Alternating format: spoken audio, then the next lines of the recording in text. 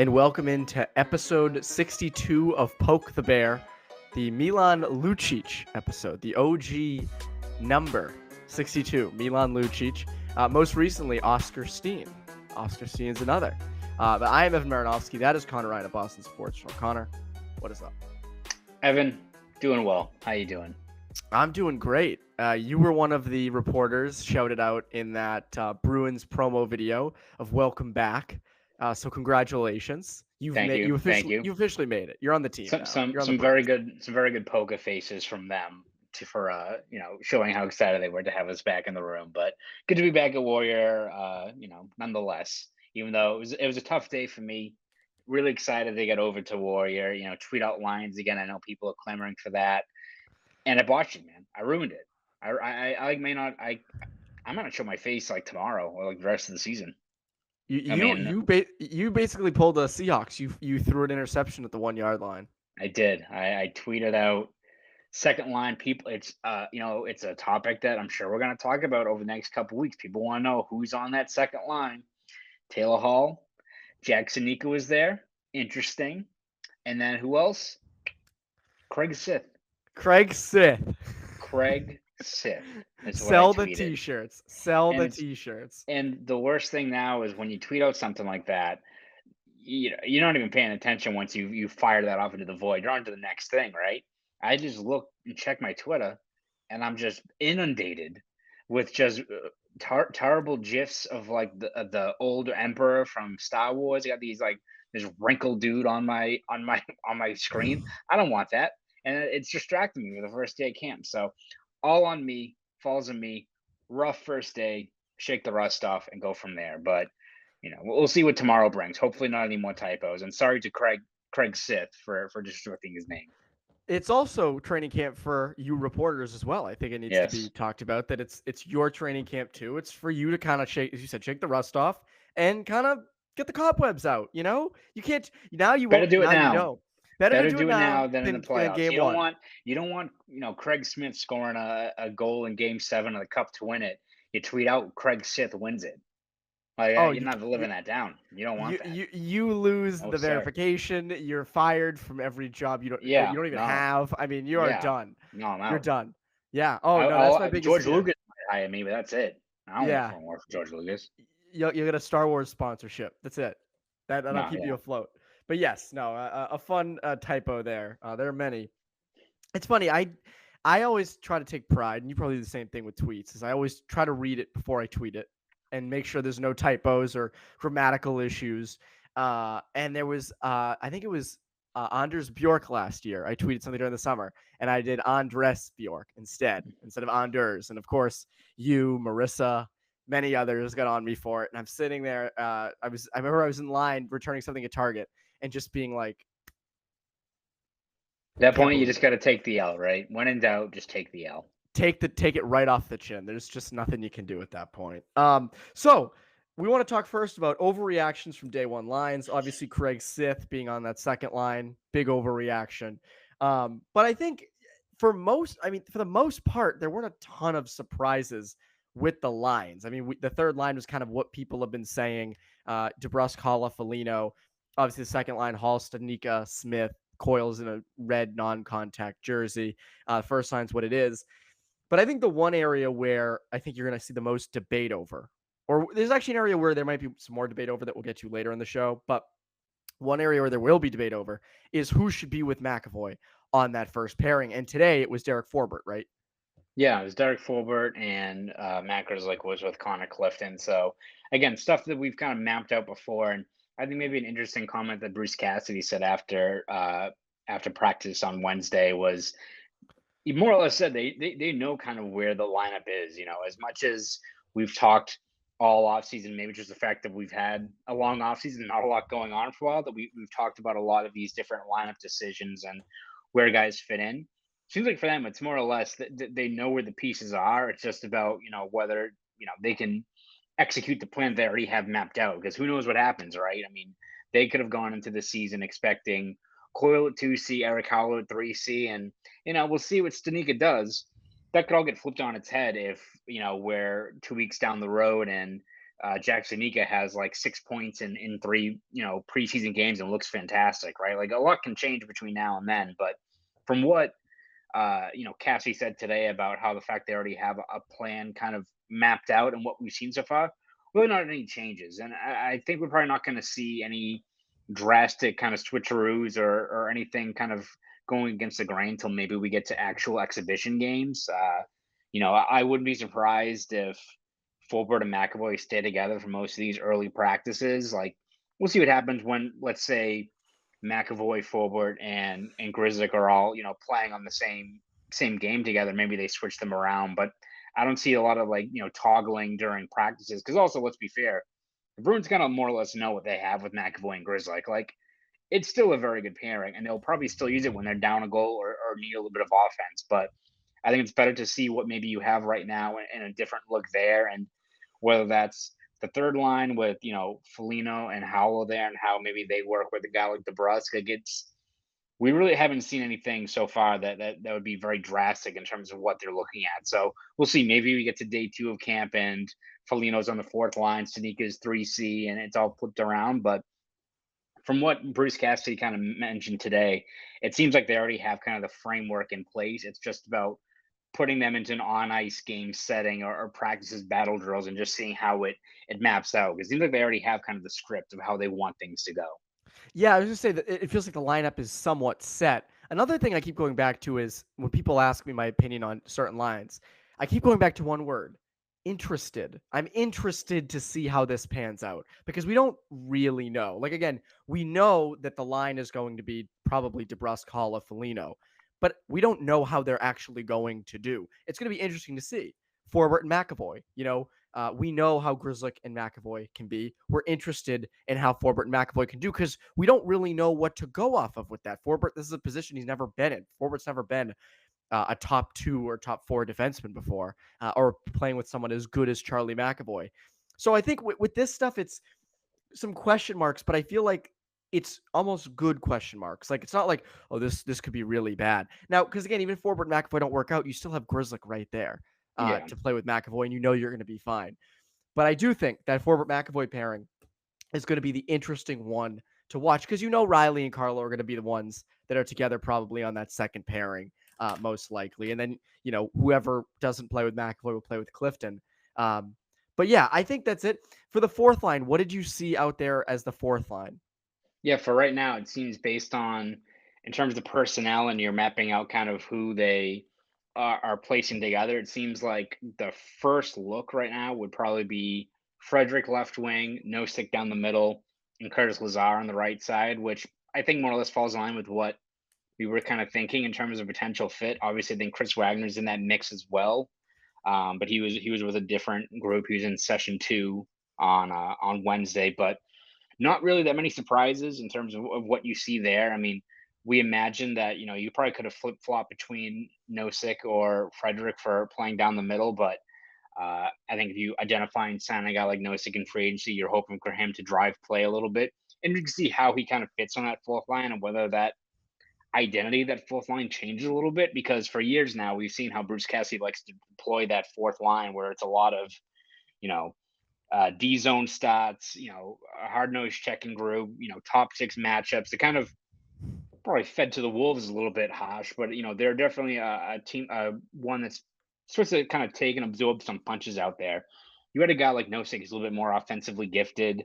You still have a guy who can throw his weight around in Frederick, but maybe that line changes into more of just a fast paced, more checking unit group or what have you. Like that line could change, and who knows? Maybe Wagner makes another push where the fact they've got all this other depth and competition in that spot. So I think the fourth line is probably the one to keep an eye on in terms of how that personnel changes because I think as much as they want, as much as I think they like what Lazar brought last year, I think they like what Nosek will bring this team, and they hope that Frederick will take another big step forward and be an impact player, not just a guy that drops the gloves and irritates, the bejesus out of teams. Like you want more offensive production, which they hope they can get from him. It's not set in stone, right? Like if Frederick hits a wall or he's hasn't taken a step forward in his offensive game, you got plenty of other guys in the mix that can step up there. Yeah, and I also think offensively, Curtis Lazar is not known to be someone super offensive. So that's another guy where, and we'll get to this one as well, is the log jam on that third and fourth line, maybe mainly the fourth line. Is that a bad thing? I think it's kind of a good thing in a sense. Because again, Curtis Lazar is not the most offensive player in the world. Nosek is more offensive probably than defensive. Frederick, again, as you said, they're hoping to get more out of. Maybe Lazar doesn't fit with those two, and Wagner plays better on their right side, or maybe it's a Carson Kuhlman, or you don't. I mean, there are guys who are a little more offensive that could fit better with maybe Nosek and Frederick or whoever. Maybe they want to have a defensive line. Maybe you're gonna have Lazar out there and some others. So that's a line where I think you're going to see a lot of change on. And that could also be a line that it depends on who the opposition is. If you're playing a big, heavy team, you might throw Frederick and Wagner and Lazar out there. If it's a team where you don't need that size and physicality, it's Nosek and Kuhlman and maybe even Frederick if his offensive game continues to grow. So the fourth line is, as you said, again, interesting to watch. Goes back to interesting. Everything's Yes. interesting, especially in training camp. It's funny. Last year, I don't remember. I think last year,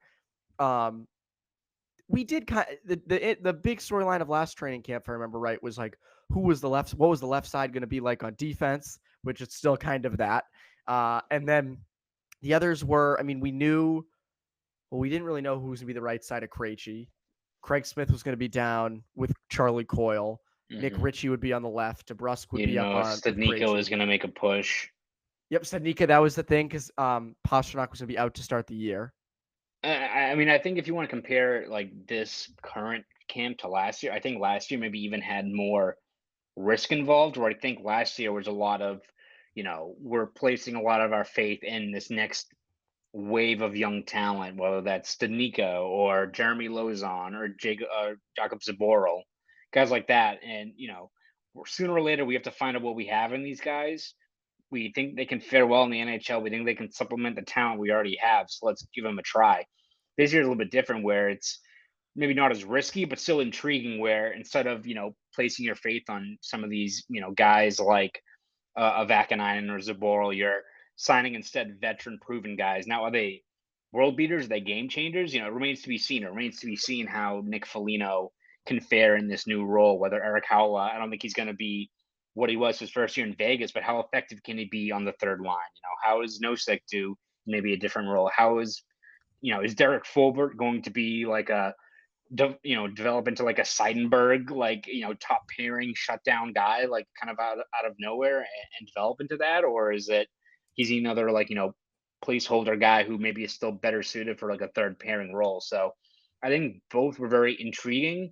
This one, I think I think the floor is a lot easier to chart and it's a little bit safer as opposed to last year where, I mean, you could map out last year what kind of did the Bruins in. One of them had to have been the fact that I think placing the faith in a lot of those guys didn't pan out because when we saw when injuries hit and you didn't even have guys like Zaboral or those guys in those, pivotal moments in the playoffs, it was kind of more or less an indictment on what you thought.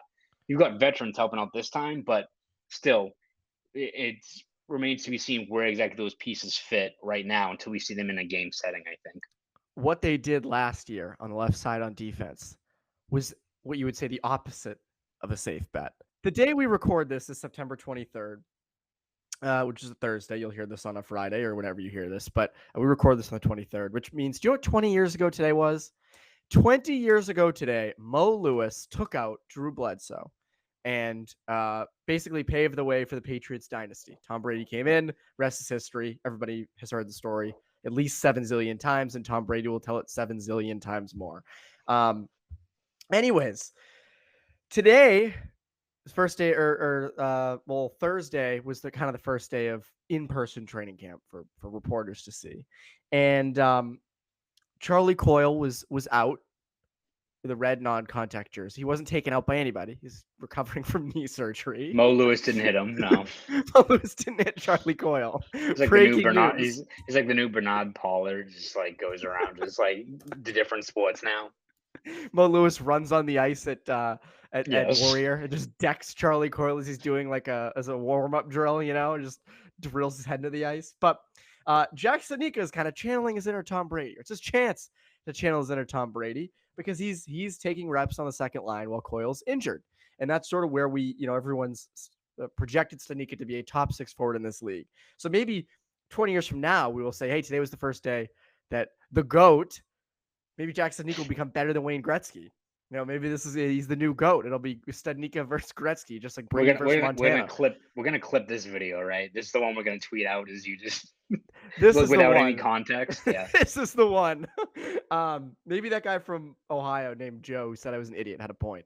But anyways, Studnicka is taking reps on the second line, and it's tough because Coyle's paid the second line center money. He's the guy that Cassidy has tabbed as the second line center, at least to begin the year. I think we both are in agreement that he should get at least a 15-game shot at this, playing with Hall and Smith. And I've said that I expect this to be a really good year for Coyle.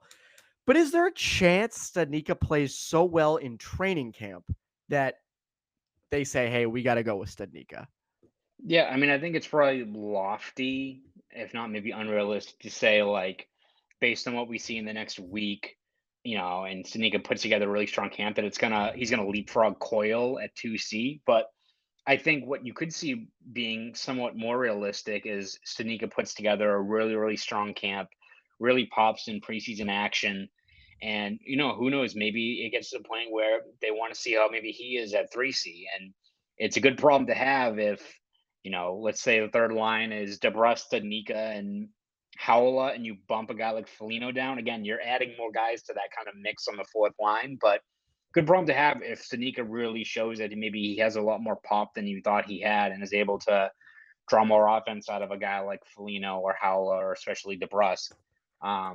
So I think any of that effort to get to that point, though, where he's realistically considered for one of those spots down the middle, even in the bottom 6, is going to have to come this week, right? Because this is his best chance, and he's going to have the best weapons around him, especially to show that he has the potential to, rack up points, which it's one thing if, he struggled last year, and we all know that, we're not going to talk too much about him bulking up. We already know the struggles he had last year, getting knocked off the puck.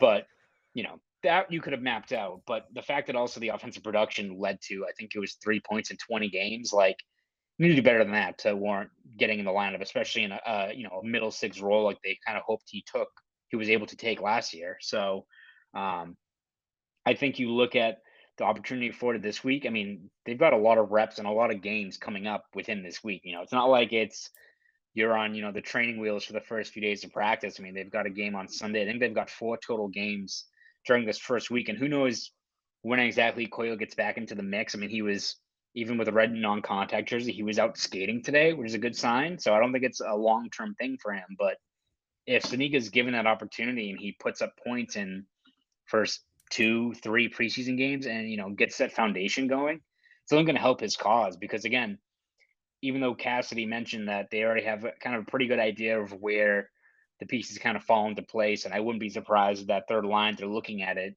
with the expectation of DeBrusk, Howla, Foligno. If Studnicka pushes for a job and he looks very legit doing it, then it's a good problem to have because, it's almost like if David Krejci just said he was going to come back. All right, well, the plan was to have Charlie Coyle at 2C. We gave him that contract.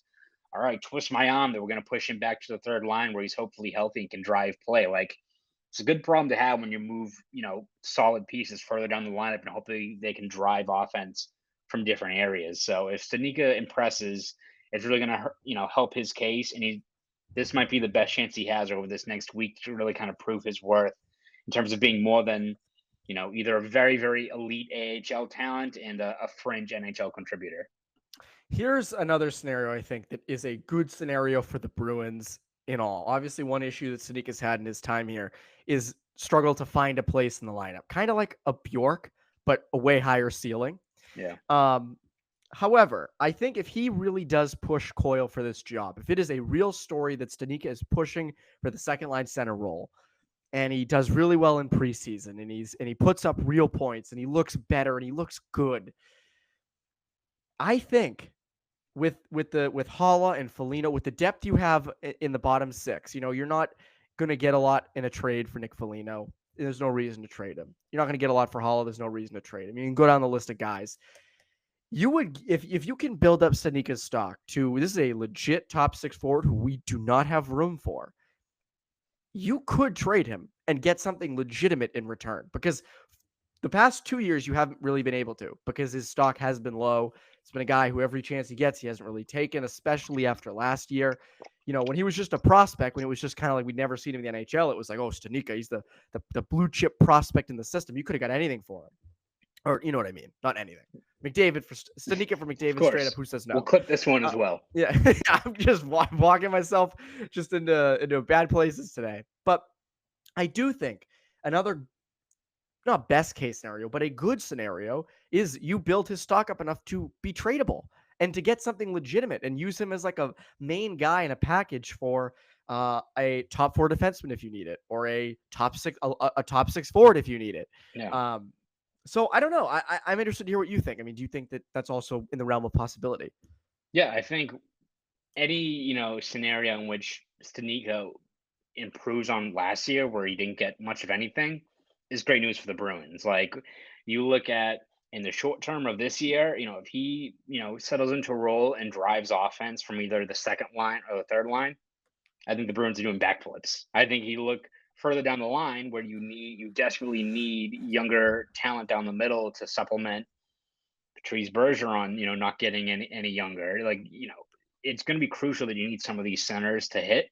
And so whether it's you keep him in the system, or who knows, maybe Studnicka pops and the Bruins, view it as, he's could be a good player, but if he's a piece that lets us get Tomas Hertl or something like that, also a very good scenario, right? Like, any way you map it out, uh, plays into the Bruins' favor if he takes another big step forward in his career. Because whether it's via trade, via driving play on the bottom six, whether it's making a huge step forward and all of a sudden he's a 60-point guy on the second line, any different scenario there helps out the Bruins in some way. The only way it doesn't help is if one, his game doesn't improve during preseason and he's relegated to, again, kind of that no man's land I talked about before, where he's a great, top line, forward in Providence, but gets to the NHL, and what kind of is he, right? Is he kind of that fringe player? Is he going to be a guy that gets 9 minutes and 40 seconds of ice time per game? Like,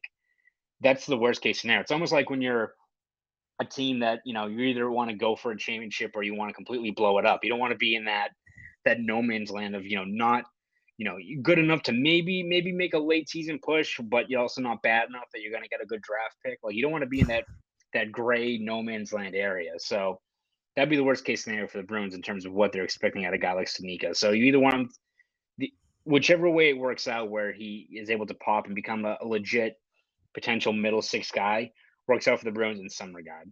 As long as he produces, you're fine. I also think you mentioned the Tomas Hertl thing. I mean, that would be a great place for Studnicka out in San Jose. When you think about it, I mean, that's a team that is that's going to be rebuilding, doesn't have a lot of cap space, or not as much as I think they'd like to have, given the kind of the bad contracts that team is riddled with. Studnicka's not a bad contract. He's not making a ton, and there's places for him to play in that lineup. And if again, this is looking very forward, but let's say you were the Bruins and you need Hertl, and that's a guy you can re-sign and you can have as a top 6 centerman, whether it's on the first line or the second line for years to come. A package headlined by Studnicka and another prospect or another draft pick, maybe that saves you a first round pick. That's a good thing to have. That's not bad. So I think that's also another realm. I mean, mainly is you put it best, just produce, just improve. That's all he needs to do. That's all the Bruins need him to do. Whether they want to keep him as a fill in on the second line, on the third line, whatever it is, that's great. But as long as he's producing, that's fine. Speaking of people who are producing, and speaking of people whose value has gone down in recent years, Jake DeBrusk. Jake DeBrusk, Bruce Cassidy opened camp on Wednesday saying that him and DeBrusk had a conversation at the end of last year talking about how they were going to move on and move past this. This is kind of we'll believe it when we see it type of scenario. I don't think this is something that, we're gonna be like, man, DeBrusk is looking incredible in training camp. I think this is going to be like his morale's higher. They're speaking better of him, but we will wait to judge just how he'll do until we see him in the first 5 games of the season. Yeah, I think it's kind of similar to Coyle, where I think we're all expecting. You look at the different factors playing in, his favor when it comes to getting a bounce back season and doing better. And it's not like DeBrusk, I think, is going to be sandwiched on the second line. I think he's most likely going to be entrenched on that third line left wing spot. But you look at kind of what is working in his favor. One, he's back at the left wing. Jordan, they should have kept him all along last year.